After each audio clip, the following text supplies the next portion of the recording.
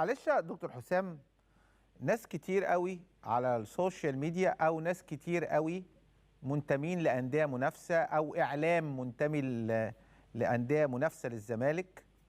قال لك هو الزمالك جاب فلوس منين؟ الزمالك فجأة كده دفع كل اه الفلوس دي وجاب الفلوس دي وبيدفع بالملايين الدولارات كده. كان الناس بتتساءل يعني. لا، لما لما غيرنا بيجيب فلوس او يعمل حاجه يقول ناس مجتهدين.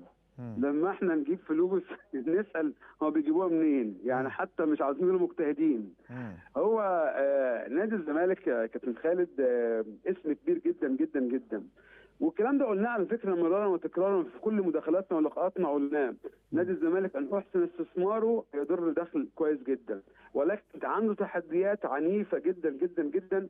هذه التحديات يمكن نقول قضت على انديه شعبيه اخرى صحيح. موجوده، لكن نادي الزمالك الحمد لله، لانه نادي الزمالك طبعا مع احترامنا لكل الانديه طبعا، مم. لانه نادي الزمالك بجماهيره الكبيره باسمه الكبير بتاريخه العريق لا لسه ما زال متماسك برغم كل التحديات دي.